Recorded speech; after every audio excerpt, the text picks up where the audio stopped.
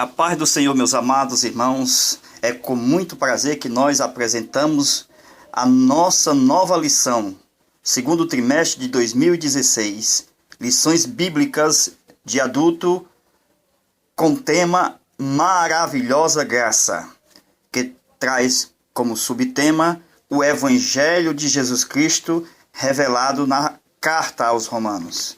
A nossa primeira aula, ela tem um título: A Epístola aos Romanos.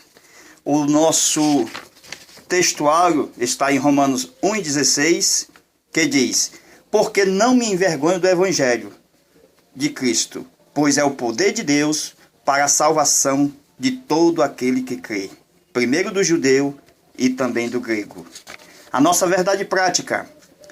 A Epístola aos Romanos mostra que, sem a graça divina, todos os nossos esforços são inúteis para a nossa salvação e comunhão com Deus. Meus amados irmãos, com a graça do Senhor Jesus, nós estamos dando início a mais uma nova revista. Esta revista que é praticamente mais um trimestre abençoado, que nós vamos falar, porque nós já terminamos o nosso trimestre de escatologia, a respeito dos últimos acontecimentos da história humana. E agora nós vamos tratar de uma epístola, uma das mais importantes do Novo Testamento. Ela que foi escrita pelo apóstolo Paulo, a Epístola aos Romanos. Paulo, com certeza, de uma forma brilhante, ele ensina aos crentes como Deus nos livrou do poder do pecado e do jugo da lei. Nós encontramos na Epístola aos Romanos importantes temas teológicos e doutrinários, como, por exemplo, as doutrinas da eleição, da justificação, da propiciação, da redenção e da santificação. O nosso comentário está baseado em Romanos capítulo 1, versículo de 1 ao 17, que está na nossa leitura bíblica em classe. Nós vamos usar este comentário como base para a explanação da nossa lição de hoje. Irmãos, a carta de Paulo aos Romanos é algo mais que doutrinário. É algo muito profundo que nós temos na palavra de Deus. Um dos temas principais que nós vamos estudar nesse trimestre é a justificação, que fala do homem pecador, que fala também do juízo de Deus sobre a ofensa, mas também fala da justificação, que é um ato do dom gratuito de Deus, que veio através da graça, pondo por terra todas as nossas ofensas. Aquilo que no começo, por causa de uma só ofensa, veio o juízo de Deus. Agora, por um ato de justiça da parte de Deus, veio a graça, trazendo salvação a todos os homens. Jamais devemos tirar a glória da doutrina da justificação, pois todos os que foram feitos pecadores, agora muitos podem ser justificados, pois aonde o pecado reinou, abundou, superabundou a graça. Então é um assunto que nós encontramos nas cartas de Paulo, principalmente em Romanos. Paulo também fala da predestinação, conforme Romanos capítulo 8, versículo 29 ao 30. Esta palavra predestinação, ela em si mesma já nos diz o seu significado. A palavra predestinação deve ser estudada de uma forma cautelosamente, porque são muitas as pessoas que não compreendem perfeitamente esta palavra. E muitas das vezes ela é mal compreendida. Por quê? Porque a palavra, ela não é definitiva. Isto é, a palavra predestinação, ela não diz que está destinado. Porque se fosse destinado, não teria pré antes da palavra destinação.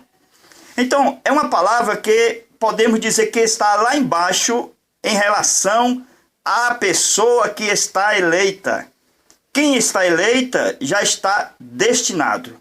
Porém, quem está pré está esperando uma decisão para a sua eleição. Então, o pré, ele não está eleito, mas está antecipadamente sendo reservado para ser eleito. Não há nenhuma dificuldade nisso. Os homens predestinados não estão destinados, pois, para ser destinado, precisa ser eleito. E a eleição, ela vem de um conjunto de 5 palavras. O primeiro, o chamado, depois o conheceu, depois o predestinado, e depois o justificado, e por fim o glorificado.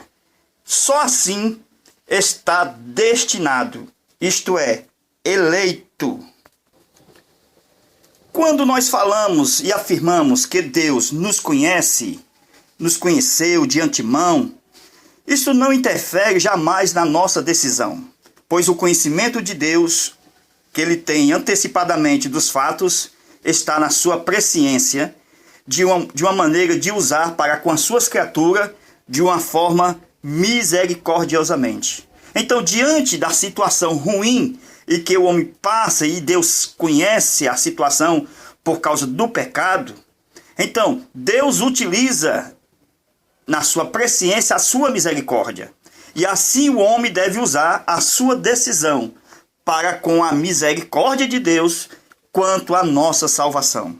O nosso livre-arbítrio, ele é impedido pela presciência de Deus, pois através da queda do homem, Deus se utiliza da sua misericórdia para que possamos nos decidir quanto à nossa eleição.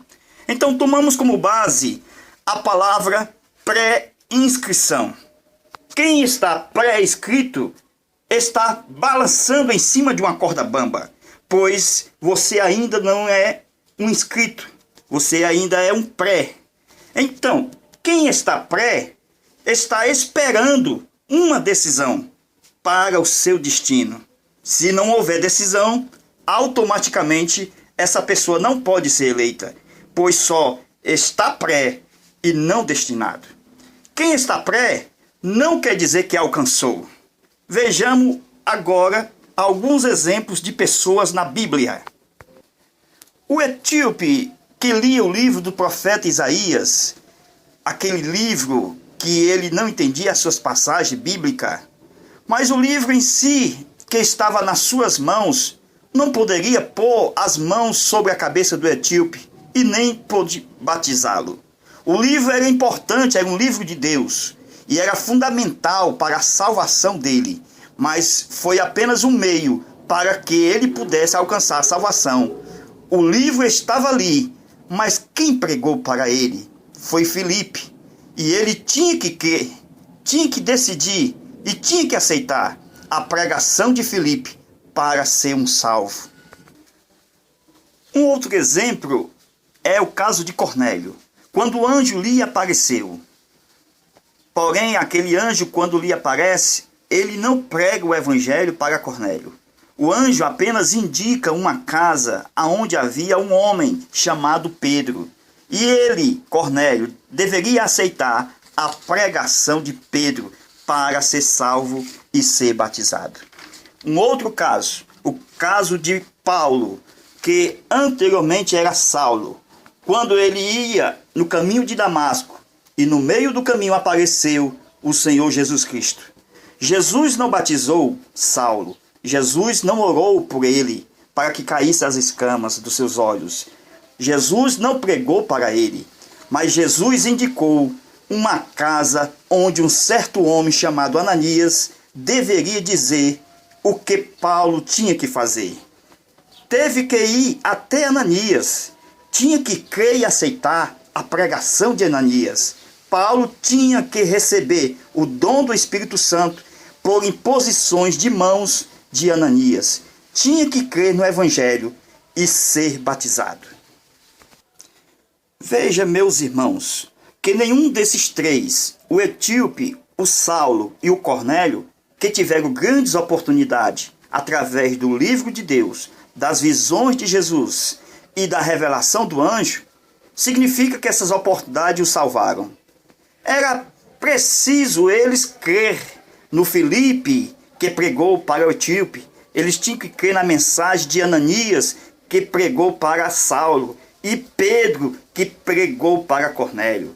Então, moral da história: você pode ter grandes oportunidades, mas também pode não estar salvo ou não ser um salvo.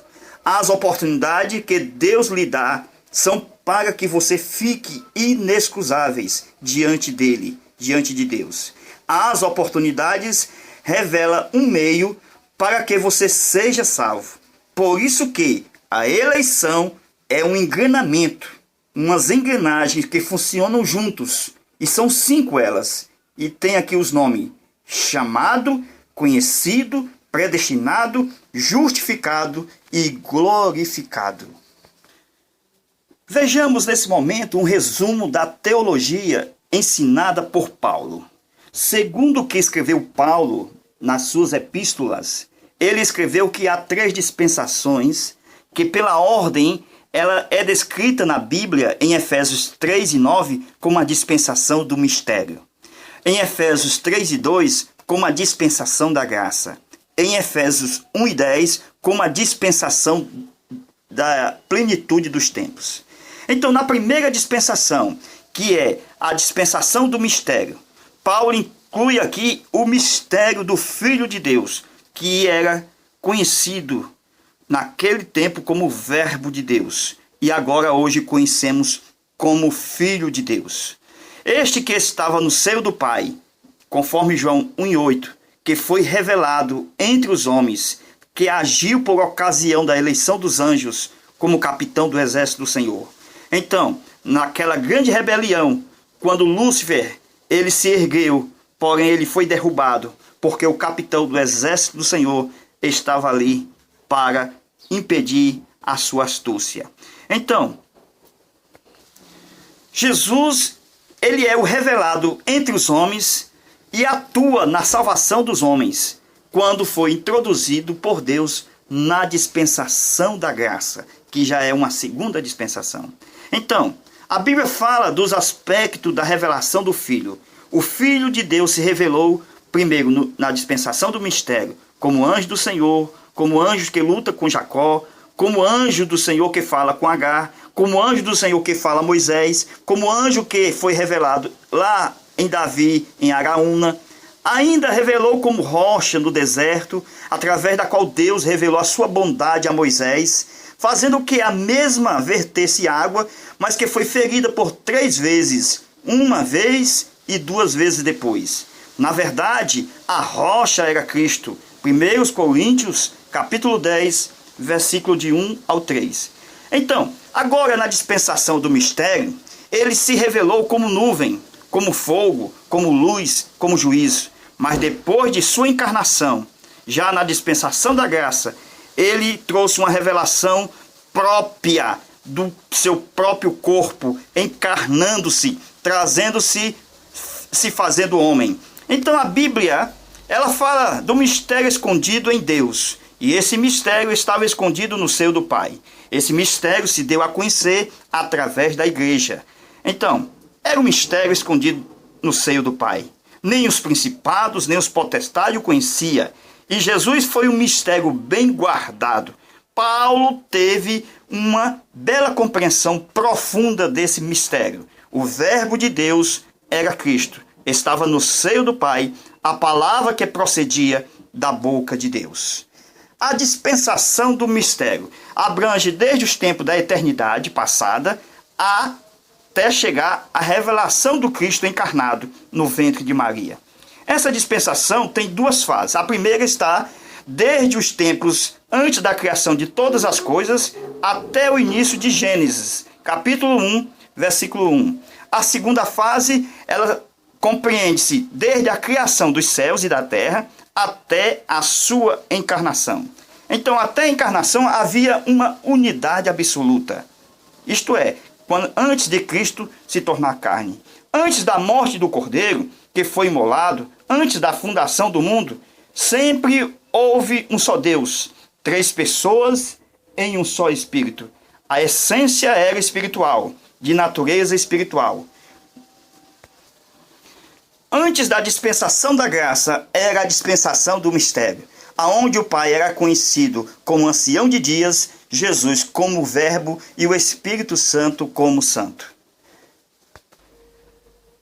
Paulo revelou a doutrina desse mistério dentro da igreja. Então, na segunda, que é a dispensação da graça, temos conhecimento de todos os eventos a partir da encarnação de Cristo, até a nossa reunião com Ele no arrebatamento da igreja. Já na terceira dispensação, que é a última, a plenitude dos tempos, temos realizados todos os eventos proféticos ainda pendentes, da qual nós estudamos na lição passada sobre a escatologia. Vejamos agora o que nos ensina a nossa leitura bíblica em classe. Romanos capítulo 1, versículo 1. Paulo, servo de Jesus Cristo, chamado para apóstolo, separado para o Evangelho de Deus. Aqui, meus amados irmãos, o Evangelho é uma pessoa e está encarnado, é o próprio Cristo. Então, Cristo é a palavra de Deus. Cristo é a pessoa central do Evangelho. Cristo que vem desde as palavras proféticas do Antigo Testamento, inclusive os textos dos salmos messiânicos. Entre os mais importantes estão o Salmo 18, Salmo 22 e o Salmo 68. E isto comprova o que Paulo escreveu a respeito da revelação de Cristo, o Cristo de Deus, que está revelado nos escritos paulinos. Então, Cristo é uma revelação desde o Antigo Testamento, que vem de Gênesis 3:15, como a semente da mulher, que vem de Êxodo 12:3, como o cordeiro pascual, como sumo sacerdote, a estrela de Jacó, o profeta semelhante a Moisés, o capitão dos exércitos do Senhor, o mensageiro do Senhor, o redentor, o grande juiz, a semente de Davi, o Senhor de Israel, o Deus dos querubins, o Deus da nossa salvação, o Deus dos nossos pais, o Senhor dos céus e da terra, Deus dos mandamentos, aquele que é vivo, ressurreto e redentor, o redentor que ressuscitar, o bom pastor, o rei da glória, a sabedoria, o dom, o amado, o Emanuel nascido de uma virgem, o maravilhoso, o conselheiro, Deus forte, Pai da eternidade, príncipe da paz, o cordeiro mudo, o Senhor da justiça, a compaixão de Deus, o Senhor que está presente, rocha que destrói o poder do anticristo. Ele é o Filho de Deus, o Filho do homem, o Senhor da ressurreição, o Senhor da batalha, o provedor da plenitude do Espírito Santo, o Senhor que é também o vingador, o profeta ressurreto, o Deus de Jacó, aquele que é nascido em Belém, o perdoador, o Deus zeloso, o ungido, o puro e o glorioso, o Rei de Israel, o segundo templo, a segunda casa, o ramo, a oliveira, o construtor do templo, o rei que vem triunfante, o ungido, o primogênito, o rei de Israel, o rei da terra, o Senhor da justiça, o sol da justiça. Agora vejamos Romanos 1 e 5 da nossa leitura bíblica em classe, pelo qual recebemos a graça e o apostolado para a obediência da fé entre todas as gentes pelo seu nome. Amados irmãos, aqui nos mostra que por meio de Jesus Cristo nós recebemos a graça e temos nós a missão do apostolado, que é ser enviado. Então Paulo nos ensina o nosso principal objetivo, que é pregar o evangelho, levar a todos o conhecimento e a obediência ao evangelho de Jesus Cristo. Então a autoridade para fazer a missão, para pregar o evangelho, executar tudo isso, só nos é dado pelo nome de Jesus. Então a graça, ela nos permite abrir as portas para que a missão possa assim atuar, para que o nome de Jesus seja levado adiante entre os povos que jamais conheceram o evangelho. Pois até hoje tem povos que ainda não foi alcançado pelo evangelho. E entre esses povos inclui aqui os romanos, e todos devem ser chamados por Jesus. O fato de ser chamado é o pontapé inicial para a eleição, pois o chamado está ligado ao conhecimento, à predestinação, à justificação e à glorificação, para que assim haja um complemento, para que haja uma eleição de Deus. Paulo recomenda a Tito a escrever sobre a fé dos eleitos de Deus. Esta fé que é a doutrina da Bíblia, da palavra de Deus. Então, na ocasião, quando Lúcifer cai, ele, através da sua queda, que estava na presença de Deus, foi naquele momento onde Deus arquitetou, projetou o plano e fez, já desde a sua presciência, a igreja eleita, a igreja que foi chamada, justificada e glorificada. Então o chamado é para todos, mas nem todos aceitam o chamado, para que assim haja a predestinação e a partir do seu chamado. Que Deus nos abençoe e que nos guarde. Amém.